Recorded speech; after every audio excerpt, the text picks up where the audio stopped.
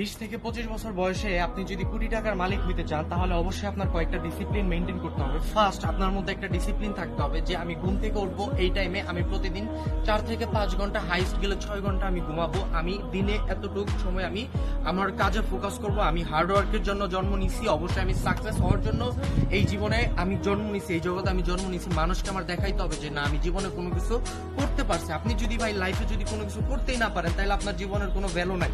এর জন্যই বলি, আপনারা যারা ইয়াং জেনারেশনের পিপল আছেন তাদেরকে বলি, ইয়াং জেনারেশনের মানুষগুলো কিরকম হয় দেখবেন যে বেশিরভাগ মানুষ মেয়েদের পিছনে ঘুরবে, বেশিরভাগ মানুষ পার্টি ক্লাব এইগুলোতে ঘোরাঘুরি করবে। দিন শেষে কি করবে? তারা লোজার, তারা জীবনে কোনো কিছু করতে পারে না। তাদেরকে আমি বলি আপনারা ভাই কয়েকটা ডিসিপ্লিন মেনটেন করেন, দেখবেন আপনি প্রতিদিন আপনার হচ্ছে যেই কাজের দিকে আপনার ফোকাস আসবে সেই কাজে আপনি প্রতিদিন 6 থেকে 8 ঘন্টা সময় দেন। আপনি দিনে 6 ঘন্টা ঘুমান, প্রতিটা সময়ের এক একটা ডিসিপ্লিন মেনটেন করেন, দেখবেন যে দিন শেষে আপনাকে এখান থেকে সাকসেস হওয়ার জন্য কেউ থামাইতে পারবে না। আল্লাহর উপর ভরসা রাখতে হবে, দেখবেন আল্লাহ চাইলে সবকিছু সম্ভব। নিজের প্রতি একটা কনফিডেন্স রাখবেন, সবকিছু আপনার দ্বারা সম্ভব হবে যদি আপনি নিজের প্রতি এরকম ডিসিপ্লিন মেনটেন করতে পারেন, নিজের প্রতি এরকম হচ্ছে কন্ট্রোলিং আনতে পারেন। দেখবেন আমি আপনাকে একটা কথাই আমি বলতে চাই, দেখেন লাস্ট 6-7 মাসে আমি কোনো কিছুই করি নাই, আমি কোনো কাজও করি নাই, আমার হচ্ছে কোনো দিকে আমি ফোকাস করি নাই। কিন্তু লাস্ট 2 মান্থে আমি একটা জিনিস রিয়ালাইজ করলাম, মানুষ কখনো ডাউনে আসে না।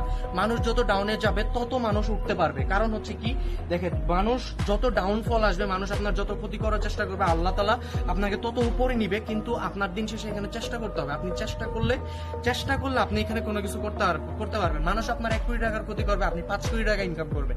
এটাই হচ্ছে বাস্তবতা। এর জন্যই বলি, নিজের সময়কে ওয়েস্ট করে না, নিজের সময়কে কাজে লাগান, বাবা মার স্বপ্ন পূরণ করার চেষ্টা করেন, দেখবেন আল্লাহ তাআলা অবশ্যই আপনাকে সাকসেস বানাবে।